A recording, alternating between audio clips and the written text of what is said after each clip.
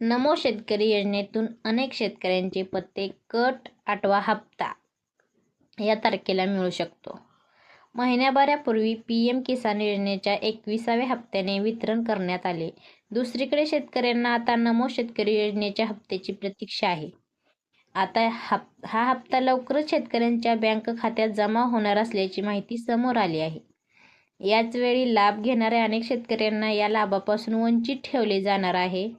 महाराष्ट्रातील लाखो शेतकरी नमो शेतकरी महासन्मान निधी योजनेच्या 8व्या हप्त्याच्या प्रतीक्षेत आहेत.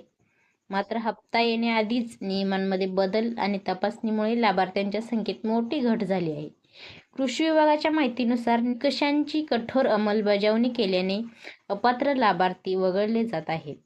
एकीकडे पीएम किसानच्या 20व्या हप्त्यावेळी सुमारे 96 लाख शेतकऱ्यांना लाभ मिळाला होता, तर 21व्या हप्त्यावेळी हा आकडा 92 ते 93 लाखापर्यंत खाली आला. म्हणजेच जवळपास 4 ते 5 लाख शेतकऱ्यांना या लाभापासून मुकावे लागले. आता नमो शेतकरी सन्मान निधीच्या बाबतीत हा प्रकार करण्यात आला आहे. योजनेतून वगळले जाण्याची प्रमुख कारणे पुढीलप्रमाणे: मृत लाभार्थी सुमारे 28,000 नावे काढली.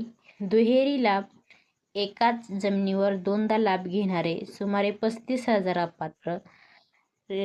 रेशन कार्ड नियम: कुटुंबातील फक्त एकाच व्यक्तीला लाभ.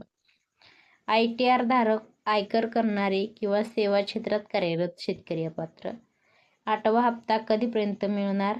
राज्यातील राजकीय हालचाली आणि आगामी स्थानिक स्वराज्य संस्थांच्या निवडणुकांच्या पार्श्वभूमीवर सरकार हप्ता लवकर देण्यात तयारीत आहे. 8वा हप्ता डिसेंबरच्या 2ऱ्या किंवा 3ऱ्या आठवड्यात जमा होण्याची शक्यता आहे.